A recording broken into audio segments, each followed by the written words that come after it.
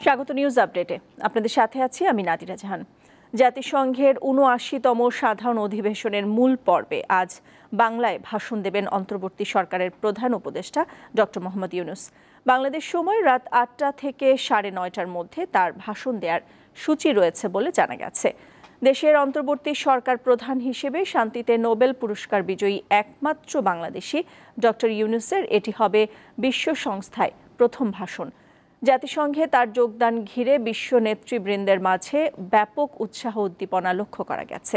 Doctor Yunus তার ভাষণে বাংলাদেশে সম্প্রতি ঘটে যাওয়া জুলাই বিপ্লব ছাড়াও দেশের সার্বিক পরিস্থিতি, তার সরকারের আগাম কর্মসূচি ও বিশ্ব পরিস্থিতি তুলে ধরতে পারেন। প্রধান উপদেষ্টা ডক্টর মোহাম্মদ ইউনূস এবং অন্তর্বর্তী সরকারের প্রতি পূর্ণ সমর্থন জানিয়ে জাতিসংঘের মহাসচিব অ্যান্টোনিও গুতেরেস বলেছেন, বাংলাদেশের সংস্কারের সহায়তা করতে প্রস্তুত বিশ্ব সংস্থা।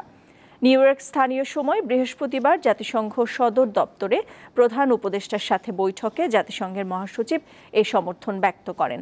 এ সময় গুতেরেস বলেন, সদ্য গৃহীত জাতিসংঘের প্যাক্ট অব দ্য ফিউচার বাংলাদেশের জন্য অত্যন্ত প্রাসঙ্গিক এবং এর প্রণোদনামূলক অর্থায়ন বিশেষ সহায়ক হবে।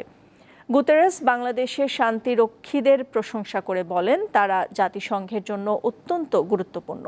প্রধান উপদেষ্টা জুলাই আগস্ট মাসের ছাত্র জনতার গণ আন্দোলনের কথা উল্লেখ করে বলেন, ওই আন্দোলনের মধ্য দিয়ে বাংলাদেশে শেখ হাসিনার নির্মম স্বৈরাচারের অবসান ঘটে। এছাড়াও বৈঠকে জলবায়ু পরিবর্তন এবং বাংলাদেশের মানুষের ওপর এর প্রভাব, রোহিঙ্গা সংকট এবং জুলাই আগস্টের গণ আন্দোলনের সময় সংঘটিত নৃশংসতার তদন্তে জাতিসংঘের নেতৃবৃন্দের অনুসন্ধান মিশনের বিষয়ে আলোচনা হয়। বাংলাদেশের নতুন যাত্রায় যুক্তরাষ্ট্রের ব্যবসায়ীদের অংশীদারিত্ব চেয়েছেন অন্তর্বর্তী সরকারের প্রধান উপদেষ্টা ডক্টর মোহাম্মদ ইউনূস। তিনি বলেন, বহুমুখী সংস্কারের মাধ্যমে বাংলাদেশে ব্যবসায়ের পরিবেশ উন্নত করতে সরকার দৃঢ় প্রতিজ্ঞ। স্থানীয় সময় বৃহস্পতিবার নিউ ইয়র্কের একটি হোটেলে ব্যবসায়ীদের সঙ্গে সংলাপে ডক্টর ইউনূস এসব কথা বলেন। এ সময় উপস্থিত ব্যবসায়ীদের কাছে দেশে বিনিয়োগ পরিবেশ কিভাবে আরও উন্নত করা যায় সে বিষয়ে পরামর্শ চান তিনি। ইউএস বাংলাদেশ ইন্ডাস্ট্রি কাউন্সিল শীর্ষক এই সংলাপের আয়োজন করে US Bangladesh business council USBBC। Doctor Yunus বলেন, যুক্তরাষ্ট্র এখন তার ইন্দো প্যাসিফিক নীতির অধীনে সরবরাহ কাঠামো বৈচিত্র্যকরণের দিকে নজর দিচ্ছে। বাংলাদেশ কৌশলগতভাবে সেই লক্ষ্য পূরণের একটি গুরুত্বপূর্ণ অংশীদার হয়ে ওঠার জন্য উপযুক্ত। অনুষ্ঠানে অন্যদের মধ্যে USBCর সভাপতি অতুল কেশাব বক্তৃতা করেন।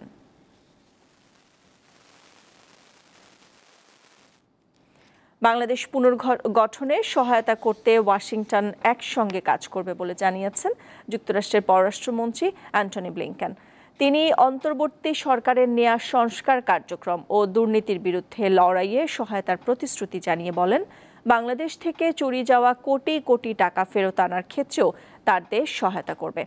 নিউ ইয়র্ক স্থানীয় সময় বৃহস্পতিবার একটি হোটেলে প্রধান উপদেষ্টা ডক্টর মোহাম্মদ ইউনূসের সঙ্গে যুক্তরাষ্ট্রের পররাষ্ট্রমন্ত্রী অ্যান্টনি ব্লিংকেনের এ বৈঠক হয়। এ সময় যুক্তরাষ্ট্রের পররাষ্ট্রমন্ত্রী আরও বলেন, অধ্যাপক ইউনূসের প্রতি যুক্তরাষ্ট্রের অপরিসীম শ্রদ্ধা রয়েছে এবং বাংলাদেশের সংকটপূর্ণ সময়ে দায়িত্ব গ্রহণ করায় তার প্রশংসা করেন তিনি।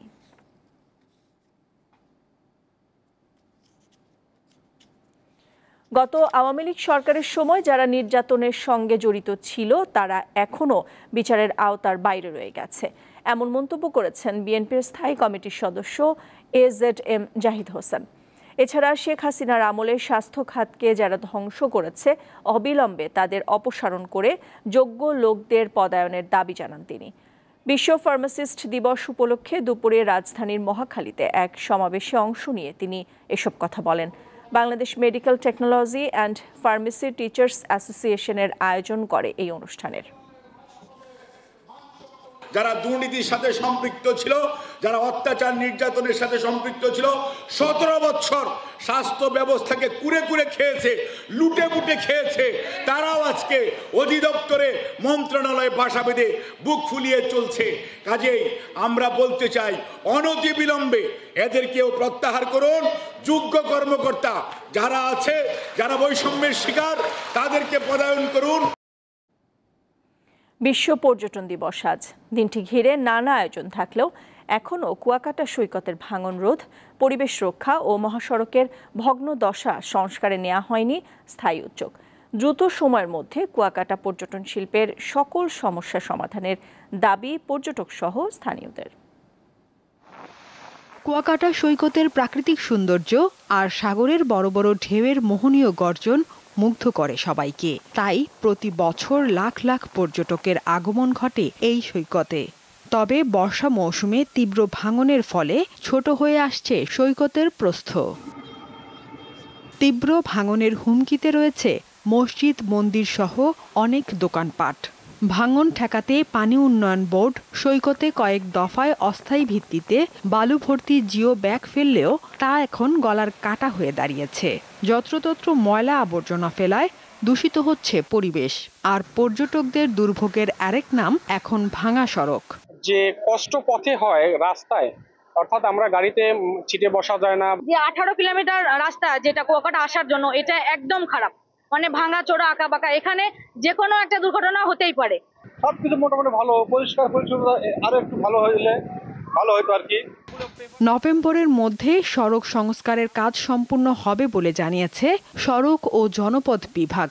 এই রাস্তাটা সম্পূর্ণভাবে সচল করতে, মানে পুরোপুরিভাবে মেরামত সম্পূর্ণ হতে আমাদের নভেম্বরের শেষ পর্যন্ত সময় লাগবে।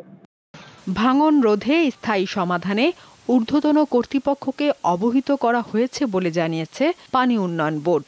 700 কোটি টাকার একটু বেশি এরকম একটা প্রকল্প আমরা অনেক আগেই আমাদের সংশ্লিষ্ট মন্ত্রণালয়, পরিষদ মন্ত্রণালয়ে আমরা দাখিল করেছি। সেটা এখনো যাচাই পরীক্ষাধীন রয়েছে এবং এটার অর্থায়ন এখনো আমাদের নির্ধারিত হয় নাই।